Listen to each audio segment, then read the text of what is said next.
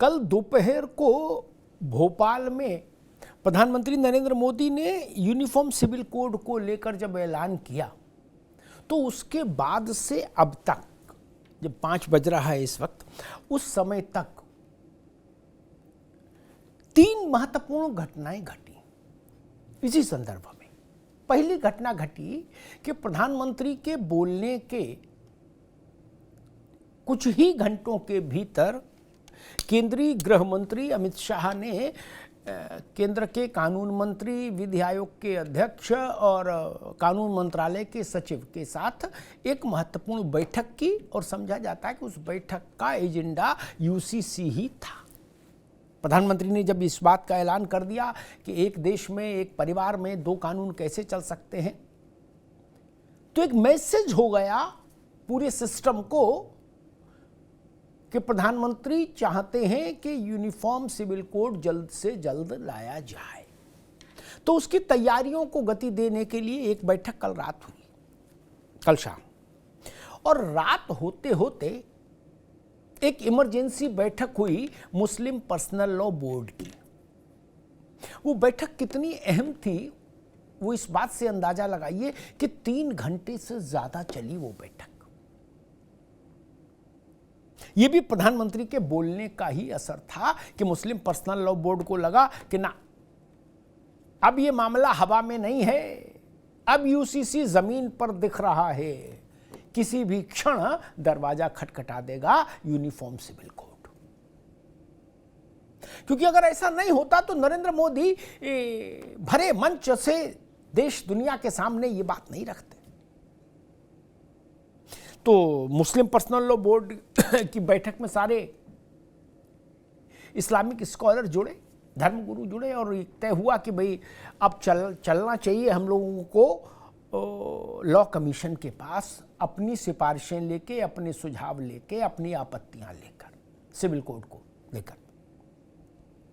तो तय हुआ कि भाई शरीयत की रोशनी में एक वैकल्पिक ऑल्टरनेटिव ड्राफ्ट तैयार करेगा मुस्लिम पर्सनल लॉ बोर्ड, ताकि वो विधि आयोग को ये बता सके कि भाई हम इन मसलों में हस्तक्षेप नहीं चाहते, और एक ऐसा ड्राफ्ट वो लॉ कमीशन को सौंपेगा। अब हड़बड़ाहट इतनी है दूसरे पक्ष में भी कि मुस्लिम पर्सनल लॉ बोर्ड ने कहा कि समय और देना चाहिए। मेरे ख्याल शायद 15 जून को ये विधि आयोग ने कहा था कि देश इस पर अपनी प्रतिक्रिया दे, सुझाव दे, राय दे यूनिफॉर्म सिविल कोड पर, और 1 महीने का समय दिया था, यानी 15 जुलाई तक। लेकिन मुस्लिम पर्सनल लॉ बोर्ड चाहता है कि ये समय बढ़ाया जाए। और इन दोनों से भी बड़ी घटना घट गई आज शाम होते होते, दोपहर ढलते ढलते दिल्ली में। अब इससे आप ये समझ लीजिए कि यूसीसी का राजनीतिक ताप कितना है। वो एक शेर है ना कि इब्तिदाए इश्क है, इब्तिदाए इश्क है, रोता है क्या, आगे आगे देखिए होता है क्या। तो अभी तो इब्तिदाई इश्क था, मोदी जी ने भोपाल से बोला था कि आज शाम होते होते अचानक अरविंद केजरीवाल जी की आम आदमी पार्टी ने ऐलान कर दिया कि हम यूसीसी पर केंद्र सरकार को सैद्धांतिक समर्थन दे रहे हैं। विश्व हिंदू परिषद और राष्ट्रीय स्वयंसेवक संघ के बाद मेरे ख्याल से यह पहला समर्थन है जो केजरीवाल जी की तरफ से आया। लो कर लो बात। और अभी ये भी जान लीजिए, अभी कुछ ही दिन पहले 23 तारीख को ही केजरीवाल जी भगवंत मान और वहां अपना पटना में विपक्षी दलों की एकता की बैठक से आए हैं लिट्टी चोखा खाके, और इस बार उन्होंने एनडीए में शामिल दलों को भी मात दे दी यूसीसी पर समर्थन देने के नाम पर, है ना। उसको भी मात दे दिया। अभी एनडीए के भी किसी दल ने यूसीसी पर समर्थन का सार्वजनिक उद्घोषणा नहीं की, क्योंकि सार्वजनिक उद्घोषणा का वक्त ही नहीं आया अभी। केजरीवाल जी ने ऐसा कदम क्यों उठाया, ये भी रहस्य का विषय है, चर्चा का विषय है, शोध का विषय है, इन्वेस्टिगेशन का विषय है। इसके पीछे क्या है, पर्दे के पीछे क्या है, क्योंकि पर्दे के आगे जो दिख रहा है वही सच हो, जरूरी नहीं। तो ये 3 बड़े बदलाव आए हैं और जो दल यूसीसी का विरोध कर रहे हैं उनकी विवशता देखिए कि वो मुस्लिम शब्द का इस्तेमाल नहीं कर पा रहे कि मुस्लिम लॉज, पर्सनल लॉज में हस्तक्षेप नहीं कह पा रहे।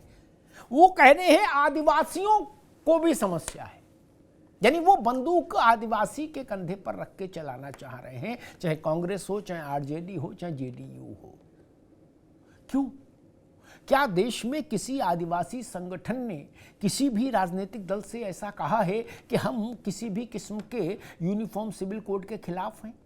अभी तक तो नहीं कहा। फिर आदिवासियों के कंधों पर रखकर बंदूक चलाकर मुस्लिम वोट को साधने की कवायद क्यों हो रही है देश में? मौलाना अरशद मदनी कह रहे हैं कि मुसलमानों के मजहबी हक छीने जा रहे हैं। गजब बात है। कह रहे हैं तो कह रहे हैं, बड़े नेता हैं, जमायते उलेमा हिंद के सदर हैं। कौन आरती कैसे करे, कौन गिरजा घर में प्रेयर कैसे करे, कौन गुरुद्वारे में अरदास कैसे करे, कौन मस्जिद में नमाज पढ़े, कौन अपने घर में नमाज पढ़े, कौन बकरीद मनाए, कौन ईद मनाए, कौन दिवाली, कौन होली, कौन टोपी पहने, कौन ना पहने, इस पर कोई कानून नहीं आने जा रहा। ठीक ना? कोई ला भी नहीं सकता इस पर कानून। यही मेरे ख्याल से हिंदुस्तान के गुलदस्ते होने का सबूत है। ठीक, रजिया से शादी करो, शकुंतला से करो, आपका राइट है। क्या ये जो कुछ यूनिफॉर्म सिविल कोड के लिए चीज आ रही है, जिस पर इतना हैतोबा मच रहा है कि मुस्लिम पर्सनल लॉ बोर्ड को दखल देना पड़ रहा है, मदनी साहब कह रहे हैं कि हक छीने जा रहे हैं माइनॉरिटीज के, मैं समझ नहीं पा रहा। टैक्सेशन के लॉ मंजूर है ना 10 वर्षों से। इस्लाम तो बैंक के और ब्याज के खिलाफ है, फिर भी टैक्सेशन लॉ चल रहा है ना। आईपीसी, सीआरपीसी मंजूर है, राज्य खुशी मंजूर है, तो इसी में क्या रट्टा है? मुफ्ती साहब क्यों विरोध है, ये समझना होगा। लंबे समय से इस बात को पूछता हूं अपने सारे मित्रों से, अरशद मदनी जी से लेके और कांग्रेस के मित्रों से लेके और समाजवादी पार्टी के मित्रों तक, सबसे, कि भाई आप सब लोग एक बात बोल रहे हो कि आदिवासियों को बहुत नाराजगी है। कोई चिट्ठी दिखाओ आदिवासी संगठन की। आप करो नॉर्थ ईस्ट में रहने वाले बहुत दुखी, अरे आप अपनी बात करो ना, उनका दिखाओ ना, या तो फिर उनका कागज दिखाओ कि उन्होंने आपको एडवोकेट नियुक्त किया, वकालतनामा दस्तखत किए क्या? नहीं ना।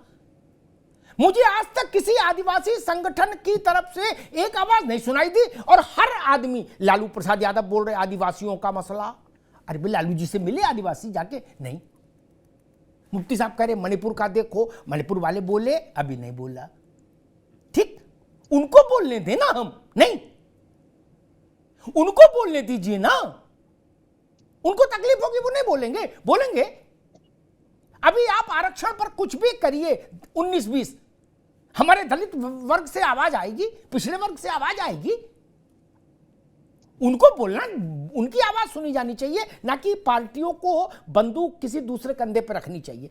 रावत साहब, सारा मुफ्ती साहब ने कहा कि मुसलमानों को लग रहा है, और मुफ्ती साहब ने तो खैर बहुत सॉफ्ट वॉइस में कहा, बाकी ओवैसी से लेके और मदनी जी तक सब लोग कह ही रहे हैं कि बहुत ही, अरशद मदनी ने तो ये कह दिया कि मुसलमान अब इस देश में कर ही क्या सकता है, उसके तो सारे अधिकारी छीन लिए गए।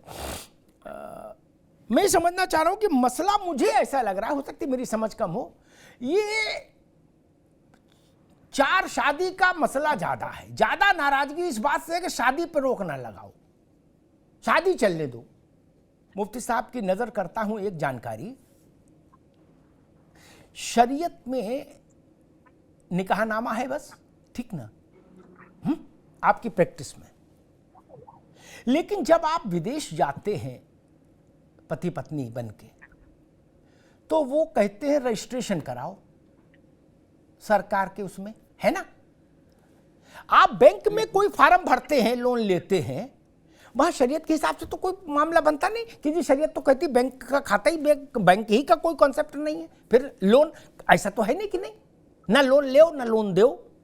ठीक, जब वहां सब जगह स्वीकार किया शरीयत के इतर जाके, तो फिर इसमें क्या समस्या है? ये एक तर्कपूर्ण बात है जिसको देखना होगा। मुन्ना खान साहब और आनंद जी के पास में विशुद्ध पॉलिटिकल सवाल लेके आऊंगा। मुन्ना खान साहब, गजब हो गया, 23 तारीख को आज कितने दिन बीते? अभी तो 28 तारीख हुई, 5 दिन भी नहीं पूरे बीते। क्या लिट्टी चोखा और चाट पकौड़ी सब हुई वहां। राहुल जी भी थे, खड़गे जी भी थे, अरविंद केजरीवाल जी गए, गुलदस्ता लिया दिया, सब व्यवस्था ठीक हुई।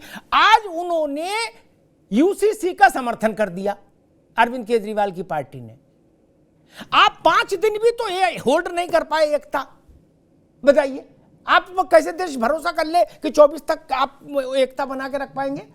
5 दिन में केजरीवाल जी ने अपना शटर अलग कर लिया आपसे। थोड़ी मेरी स्मृति पर ईश्वर की कृपा है, अरविंद केजरीवाल आज ही यूसीसी का समर्थन किए, लेकिन जब 370 हटाई थी नरेंद्र मोदी ने कश्मीर से, तो भी अरविंद केजरीवाल नॉन एनडीए अकेले ऐसे व्यक्ति थे जिसने खड़े होकर पार्लियामेंट के अंदर, उनकी पार्टी ने राज्यसभा में और पार्लियामेंट के बाहर ये 370 हटाने का समर्थन किया था। तब आपको समझ नहीं आई थी? तब आप गुलदस्ता क्यों देने लगे थे?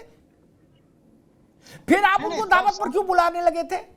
आपके लिए आपका जो नाम है वही भाव आज पार्टी के लिए आगे हो गया। क्या अभी तो जेडीयू, अरे अभी तो एनडीए वाले नहीं बोले, उनको जरूरत नहीं लगी, अभी तो मांगा ही नहीं समर्थन की कोई वजह भी नहीं। अभी पार्लियामेंट में तो आने रहा बिल, अभी तो ड्राफ्ट बनेगा, ड्राफ्ट सबमिट होगा, उस बहुत लंबी प्रक्रिया है, 2-3 महीने तो लग ही जाएंगे। लेकिन भाई ने ऐलान कर दिया छत पे चढ़ के, बोले यूसीसी जिंदाबाद, आम आदमी पार्टी। क्या गजब है ना? मतलब विपक्षी एकता का अभी लिट्टी चोखा पचा भी नहीं होगा पूरा। कैसा फोटो खिंचाया गया था, सब वीडियो बना, सब कहा कि 24 में बदल गई अब सरकार, सारे विपक्षी दल एक हो गए। और मैं तो इस बात से चिंतित हूं कि हमारे मित्र अखिलेश जी अब अरविंद केजरीवाल जी को माल्यार्पण कैसे करेंगे और ये उनको माल्यार्पण कैसे करेंगे? केसीआर को मुस्लिम वोट चाहिए वहां तेलंगाना में, अब वो अरविंद केजरीवाल के साथ चाय कैसे पिएंगे? आनंद जी, ये तो बड़ा विचित्र स्थिति हो गई। लेकिन एक बात जरूर है कि भैया आप भाग्यशाली तो है, आपकी पार्टी बिना मांगे समर्थन देखो कहां से मिला। क्रिश्चियंस की ओर से, माइनॉरिटी केवल मुसलमान नहीं भारत में, ठीक, इससे आप भी सहमत और मैं भी सहमत हूं, तथ्य है। क्रिश्चियंस की ओर से इसके विरोध में कोई मीटिंग हो रही है? नहीं। कहीं हंगामा मच रहा? नहीं। बौद्धों के यहां से इसका हंगामा मच रहा है? नहीं। जैनों के यहाँ, जैनी भी हमारे यहाँ लिस्टेड है माइनॉरिटीज में, कहीं हंगामा मच रहा है? नहीं। केवल सारी समस्या मुसलमान में ही क्यों है भाई? माइनॉरिटी तो सब है।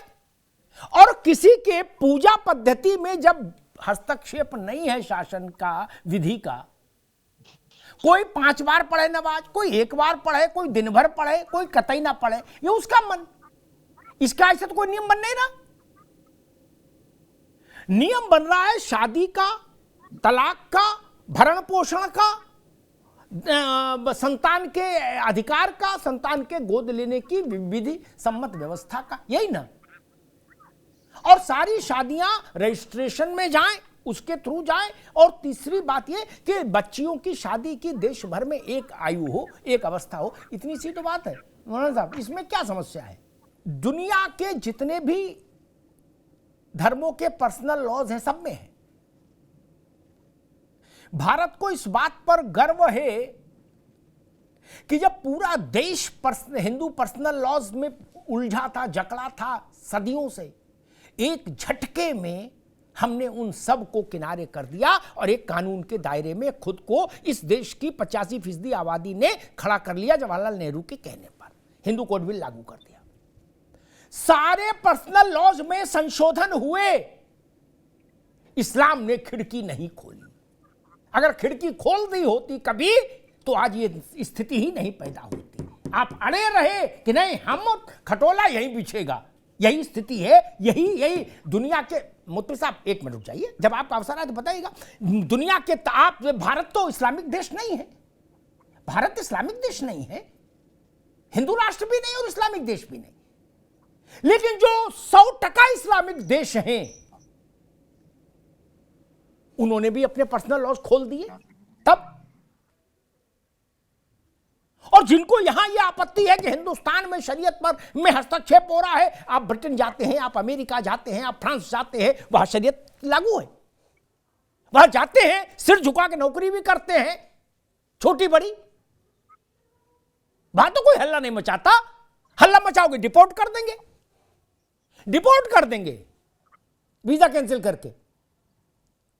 किसी ने हल्ला मचाया, कोई धरना प्रदर्शन हुआ वहां? नहीं ना। ये मसला। खैर रावत साहब,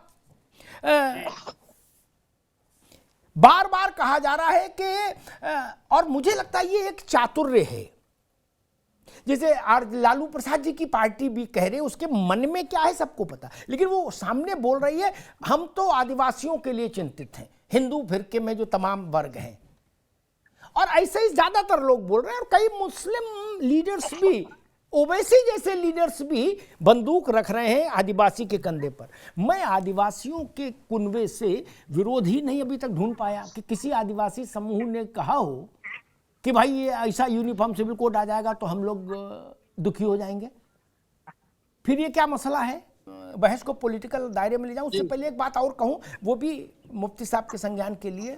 मुफ्ती साहब, मैं ये तो नहीं कहता कि देश में हिंदू बिरादरी में कुछ ऐसी रवायतें नहीं चल रही होंगी, मेरी जानकारी नहीं, आप कह रहे हो तो मैं उसमें प्रतिवाद नहीं कर रहा, कंट्राडिक्ट नहीं कर रहा, हो सकता होता हो, लेकिन फर्क मालूम क्या है, ये लोग आधा सच बोलते आधा झूठ छुपा जाते हैं। आप ऐसा नहीं करते, लेकिन ज्यादातर लोग ऐसा करते हैं। मैं उसका आधा जो झूठ सच छुपाया वो बता दूं। हो सकता है कि 2 शादी कहीं हो रही हो सकता है 3 शादी कहीं हो रहे हैं, हिंदू में कोई कर ले रहा हो चुपचाप, ठीक। जिस दिन रिपोर्ट थाने में कोई जा करा देगा उस दिन भाई साहब जेल चले जाएंगे। क्या? क्योंकि भारत के कानून से आच्छादित हैं, बिना विधिवत तलाक के दूसरी शादी नहीं हो सकती। घर में रार नहीं है, पड़ोसियों से भी आपका प्यार व्यवहार है, आप चुप्पे से 3 शादी करे बैठे हो सकता कोई रखे हो, लेकिन जिस दिन रिपोर्ट हो जाएगी थाने में उस दिन जेल जाएगा। मैं वही तो कह रहा हूं, आप भी चुपचाप 4 कर लेना, लेकिन रिपोर्ट कोई करा दे तो जेल जाना हो, यही तो यूसीसी है। 302 आदमी को मारेंगे, ठीक है, सजा होगी आपको, ठीक है, हम सजा भुगतने को तैयार है तो मार दो। ऐसे लोग कर रहे हैं ना, तो कानून नहीं रहे क्या? ये बताने की कोशिश नहीं करो कि मणिपुर में क्या हो रहा है। मणिपुर में भी मणिपुर वाले के खिलाफ मुकदमा लिखाइए, जेल जाएगा। मणिपुर क्या होता है?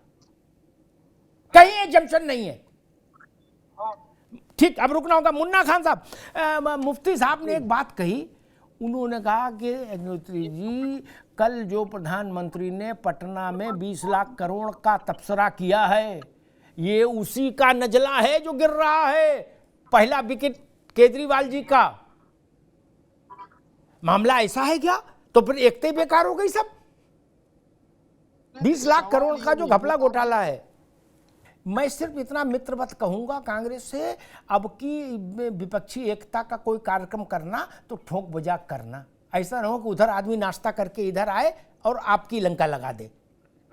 इसकी ठोक बजा करने बड़ा बेइज्जती होती। खैर, दूसरी बात उन्होंने कहा, मुन्ना खान साहब ने, कि समाज के अंदर से आवाज नहीं आ रही। मैं उनको कांग्रेस पार्टी के पुरखे के एक उससे ही समझा देता हूं ताकि हमेशा के लिए झंझटी खत्म हो।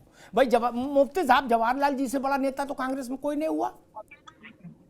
मुफ्ती साहब, हाँ ना बोलो, नहीं हुआ ना? नहीं। ठीक। जवाहरलाल जी जब हिंदू कोड बिल लेके आए तो काशी, मथुरा, अयोध्या, कांची, कामकोटी, श्रृंगेरी, कहां से हंगामा हो रहा था हिंदू कोड बिल लाओ। उल्टा विरोध और हुआ कि भाई सरकार कौन होती है सब पंचायत करने वाली? क्या जवाहरलाल जी ने कहा बिल्कुल होती सरकार, और वो ले आए। हालांकि जवाहरलाल जी ने यह भी झूठ बोला, मैं बहुत जिम्मेदारी से कह रहा हूं, कि हिंदू कोड बिल बना दो, हम मुस्लिम पर्सनल लॉ को भी मुस्लिम कोड बिल में लाएंगे पार्लियामेंट के दरवाजे के अंदर। लेकिन वो नहीं लाए कभी। फिर उन्होंने एक इंटरव्यू दे दिया विदेशी पत्रकार को, कहा हम मुस्लिमों के कानूनों से छेड़छाड़ नहीं करते। ठीक, कहा उन्होंने कुछ था, किया कुछ। ये एक बात हमेशा के लिए ध्यान रखनी चाहिए कांग्रेस को। आपके अंदर से आवाज नहीं आ रही, बच्चा नहीं दवा मांग रहा है तो अम्मा बाप दवा नहीं देंगे? बीमार होता रहे बच्चा, बोले बच्चा ने मांगी दवा, अरे बच्चा है इसलिए तो दवा नहीं मांग रहा है। बड़े बूढ़ों को दवा देनी पड़ेगी। मसला ये, आनंद जी, कांग्रेस कह रही है कि भाई अंदर से कोई आवाज ही नहीं आ रही, आप क्यों कर रहे? मैं समझ नहीं पा रहा, हिंदू कोड बिल के समय पूरे देश में कहां प्रदर्शन हो रहा था कि हिंदू कोड बिल लाओ जवाहरलाल जी। मुझे तो इस धरती पर कोई महिला ऐसी नहीं मिल सकती, सच्ची बात तो ये, जो ये कहे कि राजी खुशी 3 और आ जाए मेरे घर में पत्नियां, कोई नहीं होगी। पृथ्वी पर जन्मी ही नहीं, न जन्मेगी एक। और कोई महिला ऐसी नहीं जो ये कहे कि चाय ठंडी बने, अगर बनी है, मान लीजिए चीनी कम पड़ी है तो मेरे पति को अधिकार है मुझे 3 तलाक देके बाहर निकालने का। और कोई महिला पूरे ब्रह्मांड में नहीं, हिंदू मुस्लिम छोड़ो, जो ये कहे कि हमें तलाक दे देना, बाद में रोटी खाने का गुजारा भत्ता भी नहीं देना। कोई महिला ऐसी नहीं, चाहे सब लोग जमजम का पानी हाथ में लेके बोलो और चाहे गंगा जी में खड़े होके बोलो, ये सब फर्जी बातें ना। ये इन बातों का मतलब ही नहीं। पुरुष बोल रहे हैं ना, महिला बोले ना। पुरुष क्यों बोल रहे हैं? पुरुष क्यों बोल रहे हैं? महिलाओं को लाइए सामने, वो बोले कि हाँ हमको 4 पत्नी चाहिए, हम 4 रहेंगी, बोलिए ना। ये एक तरीके की धूर्तता होती है, कई बार चालाकी, साजिश टाइप मेंटेलिटी, कि जब हम किसी चीज को टालना चाहते हैं दूसरे कारण से, तो उसमें भारत में बीमारी बहुत ज्यादा। ये कह देते हैं भाई अभी जन जागरण करो। क्या ये जन जागरण क्या होता है? दैनिक जागरण तो मैंने सुना, ये जन जागरण का क्या ड्रामा है? मुफ्ती साहब, आपको नहीं लगता कि अगर ये सारी बातें जो मुस्लिम मर्द कह रहे हैं, चाहे वो मौलाना हो, चाहे वो राजनीतिक लोग हो, ओवैसी हो या मुन्ना खान हो या आप हो, कोई भी हो, अरशद मदनी साहब हो, अब अभी मदनी साहब अभी क्या बयान दे के चुके, अब उनकी क्या सुने? वो बोले 80-85 साल तक जो मुसलमान है, मर्द है, वो घोड़ा रहता है, इसलिए उसको 4 शादी लगेंगी। अब बताइए इस बात के बदला उनसे क्या कहें? इस बुढ़ापे में क्या कहें? घिना गया मन। खैर, ये अगर ये बात 1 लाख 2 लाख 4 लाख मुस्लिम महिलाएं कहें कि हाँ हमको 4 शादी चाहिए, हमको हलाला चाहिए, हमको मेंटेनेंस नहीं चाहिए, बोले ना आके। ये बात शफीकुर रहमान बर्क क्यों बोले? मुफ्ती साहब इस बात को ध्यान रखिए, मसला हिंदू और मुसलमान का नहीं। देश जिस विधा से चलता है, जिस तरीके से चलता है, उसमें देश की जनता सरकार चुनती है और उस सरकार और पार्लियामेंट का बहुमत उस सरकार को यह अधिकार देता है कि वो देश को अपने एजेंडे के जिस चीज पर उसने वोट मांगा उस पर को पूरा करे। बीजेपी अगर ऐसा नहीं करती तो मैं बीजेपी को लांछित करता, कटघरे में खड़ा करता। आपने वोट मांगा है इन चीजों पर, कुछ शर्मिंदगी की बात है क्या? क्या देश के सामने बीजेपी 19 के एजेंडे में, 19 के घोषणा पत्र में लेके गई, मुन्ना खान अभी ने 19 के एजेंडे में लिख के गई कि हम कॉमन सिविल कोड लाएंगे? क्या दिक्कत है? लाना भी चाहिए। देश ने आपको वोट दिया, इसलिए 300 सीट दी है। नहीं कांग्रेस को नहीं जिता देते, इनको तो 44 दी। तो देश में 44 वाले की नहीं चलेगी ना लोकतंत्र में, 303 वाला ही फैसला करेगा। जो 44 वाले हैं उनको अगली इम्तिहान की तैयारी करनी चाहिए ताकि अगला इम्तिहान आए तो ठीक से पास हो, उनके पास भी अधिकार आए। यूसीसी अगर आज कल परसों 3 महीने 6 महीने में आके लागू हो गया, जैसे 370 हट गई, ठीक, तब भी आप लोग कह रहे थे खून की नदियां बह जाएंगी, लेकिन वहां कुछ हुआ है नहीं, है ना। मान लीजिए यूसीसी लागू हो गया तो लागू हो जाएगा, फिर वो मुन्ना खान पर भी लागू, अमिताभ अग्निहोत्री पर भी, आनंद दुबे पर भी, मुफ्ती साहब पर भी और रावत साहब पर भी, ठीक। तब कांग्रेस क्या करेगी? ये छोड़ो बहस, ये तो अनंत काल तक चलती रहेगी। झाम जाओ, मुझे बता दो कि तब हम ये करेंगे। कांग्रेस को मैं एक बहुत वैलिड बात कहता हूं, जिसको काटना संभव नहीं होगा, थेतरी हो सकती, काट नहीं सकता कोई। रावत साहब ध्यान से सुनिएगा, कांग्रेस को देश ने वोट दिया, कांग्रेस सरकार में आई और इंदिरा जी ने इमरजेंसी लगा दी। क्या उससे पहले कोई ऑल पार्टी मीटिंग हुई? नहीं। इमरजेंसी का कोई ड्राफ्ट सार्वजनिक किया गया, अखबार में छपाया गया? नहीं। क्या रात के अंधेरे में इमरजेंसी लगा दी? जयप्रकाश बाबू से लेके और 19,000 लोग एक ही रात में जेल में मीसा डीआईआर में ठूस दिए गए, ठीक। यह भी पता नहीं लगा कौन कहां भेज दिया। ठीक, क्या उन्होंने लोकतांत्रिक व्यवस्था का पालन किया था? मीटिंग बुलाई थी, हिंदू मुसलमान सिख ईसाई गंगा जमुना भाईचारा सबको बुलाया था? नहीं ना। गंगा जमुना का पानी भी हाथ में लिया था? नहीं ना। भाई और चारा को भी देखा था? नहीं ना। तब सरकार थी, एजेंडा आप ही तय करेंगे। मैं कांग्रेस के इस बेसब्री से सहमत नहीं। आप ये क्यों नहीं समझते कि आप अभी 44 सीट पर 45 सीट पर हो लोकसभा में? आपकी भूमिका देश ने अभी सत्ता की नहीं मानी। जिसको सत्ता दी है प्रायोरिटी वही तय करेगा कि आप बताओगे कि पहले ये लो। जब जनसंघ था, जब आनंद दुबे का जन्म नहीं हुआ होगा, तब से ये था कि एक देश एक विधान, कॉमन सिविल कोड। अगर ये वोट मांग रहे हैं, उस पर टिक नहीं रहे, तो ये बेईमान हो कहलाएंगे। ये ईमानदारी होनी चाहिए। और मैं इस बात से सहमत हूं कि भारतीय जनता पार्टी ने, मुफ्ती साहब, कोई किसी को अच्छा लगे या खराब, लेकिन भारतीय जनता पार्टी ने चोर दरवाजे से राम मंदिर का भी काम नहीं किया। 89 में ऑफिशियली भारतीय जनता पार्टी राम मंदिर आंदोलन से जुड़ी, देश के सामने गई और कहा कि हम चाहते हैं कि राम मंदिर बने, इसके लिए हम संकल्प लेते हैं। देश ने उसको वोट दिया। क्या दिक्कत है? आप मस्जिद के लिए खड़े हो जाते, आपको वोट मिल जाता, आप मस्जिद बना लेते। ये जबरन घुसपैठ मत करो लोकतंत्र में ना। अगर आपको विपक्ष में बैठाना है तो जो सरकार करे उस पर विरोध करिए, वहां तक तो ठीक है। ये डिक्टेट मत करिए कि आप ये क्यों कर रहे हैं, आपको ये करना चाहिए। अरे भाई साहब, उनका घोषणा पत्र पढ़ के जनता ने उनको वोट दिया।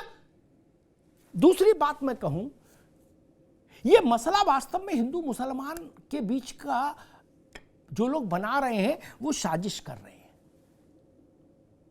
मैं तो कहता हूं मूलतः ये क्या है? ये तर्क तो भोंडा है, झूठा है, बहाना है कि शरीयत में छेड़छाड़ नहीं, हमको मंजूर नहीं। झूठी बात। शरीयत में तो अफगानिस्तान में शरीयत लागू है, वहां चोरी की सजा हाथ काटना है और नैन मटक्का करने की सजा संगसार है, पत्थर से मार देना है। नैन मटक्का में पकड़े गए तो क्या वहां आपने माना ना? वहां तो शरीयत की अभी बात कह दे, मान लो आनंद दुबे की पार्टी, तो आप लोग हंगामा कर दोगे, कहोगे ना ना दादा आईपीसी में शरीयत नहीं चलेगी। बैंकिंग सिस्टम इस्लाम में नहीं था। ब्याज बट्टे काम, ब्याज ले भी रहे हैं, ब्याज खा भी रहे हैं, चल रहा है ना। लंदन जाते हैं, ब्रिटेन में मुस्लिम क्रिश्चियन के बाद सबसे बड़ी आबादी है वहां। रावत साहब, आप अपनी शादी यहां से रजिस्टर्ड करा के ले जाते हैं तभी ना वीजा मिलता है? कि मुफ्ती साहब का लिखा उर्दू वाला निकाहनामा से वीजा मिल जाएगा? नहीं ना मिलता है ना। वहां तो अंग्रेजी में रजिस्ट्रेशन कराते हो ना, तुम जाते हो। वहां शरीयत क्यों नहीं चिल्लाते हो? शरीयत। अब हिंदू तो चलो हिंदुस्तान में ही उद्गम है, मुस्लिम तो पूरे विश्व में है। 56 तो देश हैं आपके। दुनिया के और बाकी बड़े देशों में शरीयत कानून कहीं लागू नहीं। वहां मुसलमान कैसे रह रहा है आराम से? यहां जो पार्टियां मुसलमान को भड़काने का काम कर रही हैं वो देश के हित में ठीक नहीं कर रही। सरकारें आएंगी जाएंगी मित्र। और ये जो बहुविवाह था, इस पर भी एक बात मैं कहता हूं, मुफ्ती साहब बहुत आलिम है, उनकी जानकारी की जितनी मेरी जानकारी नहीं, लेकिन एक छोटी सी बात रखता हूं। जिस वक्त 4 शादी की बात या 3 शादी की बात रही, इसलिए रही क्योंकि उस वक्त मुफ्ती साहब मेरी बात से सहमत होंगे, अरब में कबीलों के युद्ध चल रहे थे, मारो काटो मारो काटो। पुरुष मर रहे थे, बच्चों के साथ स्त्रियां अनाथ घूम रही थी। उस वक्त ही व्यवस्था की गई थी।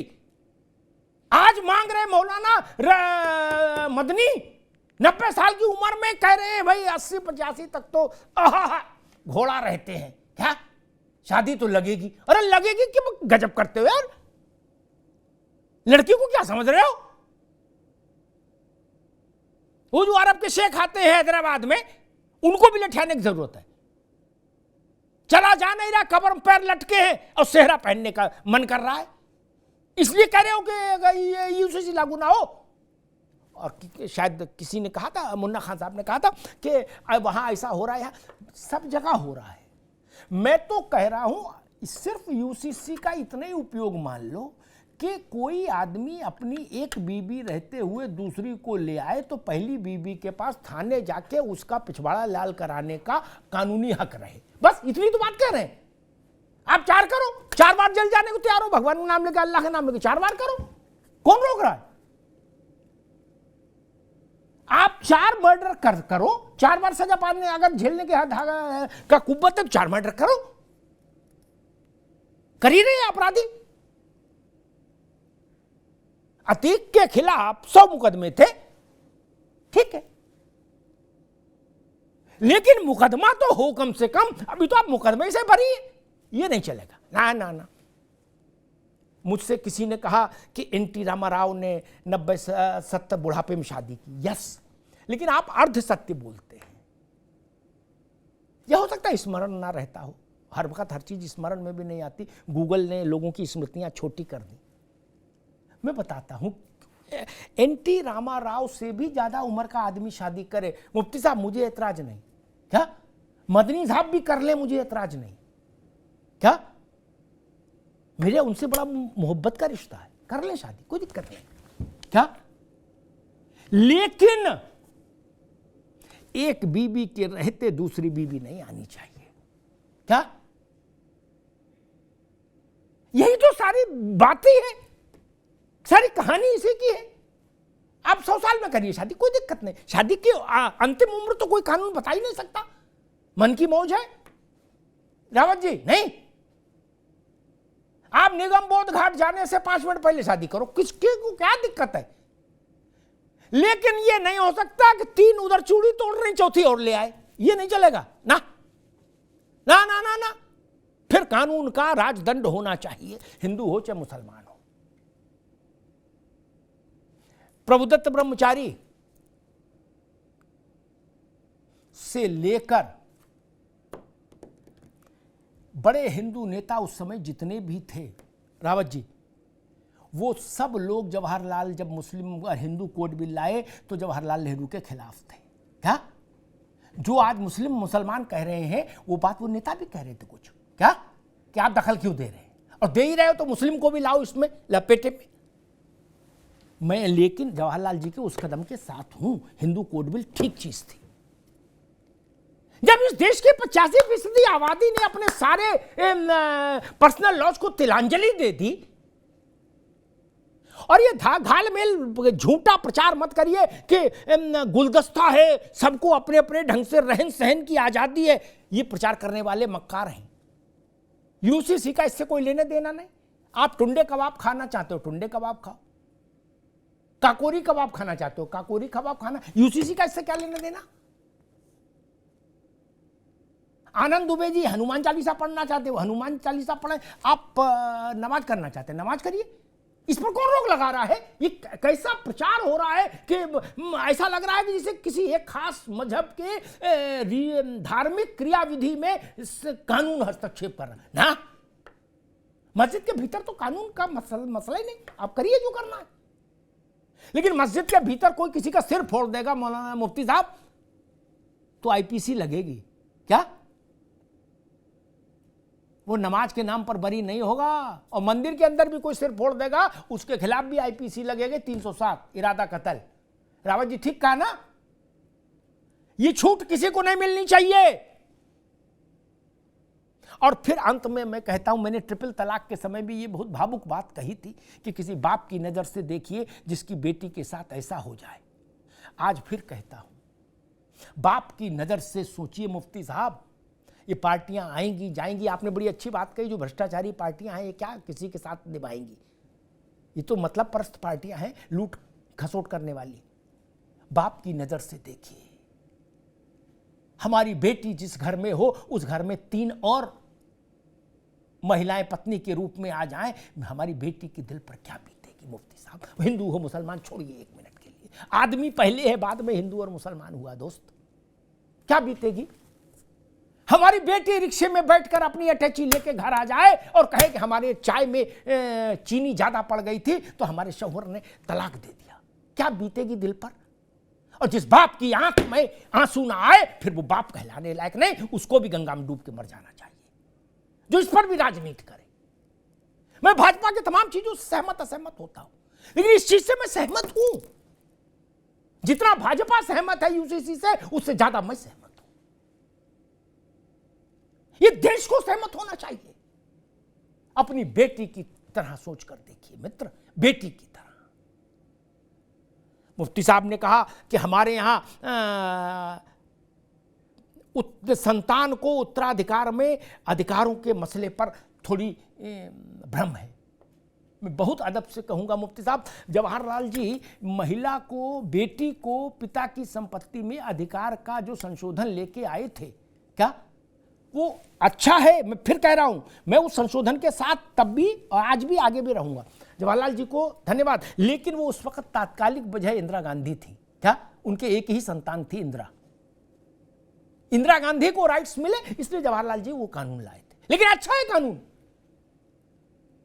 मुसलमानों में क्यों नहीं होना चाहिए भाई? क्यों नहीं होना चाहिए कि लड़के को 2 हिस्से? क्यों लड़के लड़की में भेद करेंगे? जमाना बीत गया मित्र, अब अरब में रह रहे हो क्या? नहीं, जो अधिकार लड़की को वही लड़के को, जो लड़के को सो लड़की को। अच्छा लगे तो और बुरा लगे तो। और जो बात मुफ्ती साहब ने कही, मैं उस बात से सहमत हूं।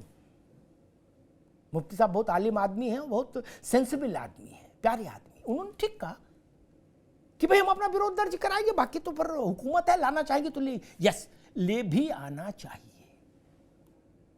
अगर हमने सती प्रथा को कानूनन बैन नहीं किया होता रावत जी, तो आज देश की क्या स्थिति होती? हमने पुनर्विवाह को कानूनी मान्यता नहीं दी होती तो क्या स्थिति होती देश की? ये नारी के सम्मान का मसला है, ये नमाज का मसला नहीं है, ये नारी के सम्मान का मसला है। इसलिए मैं गुजारिश करूंगा सबसे, इसको नमाज और अजान और कुरान का मसला मत बताइए, शरीयत का। ये हमारी आपकी बेटी के सम्मान का मसला है, इसको उसी भाव से होने दीजिए, स्वागत करिए। कोई भी चीज जो समान है उसमें विवाद क्यों? किसी को ज्यादा कम वाला कानून आए तो लड़ाई लड़िए, जब समान है कि भाई ठीक है सब बराबर हो जाए, उसमें लड़ाई नहीं लड़िए। धन्यवाद।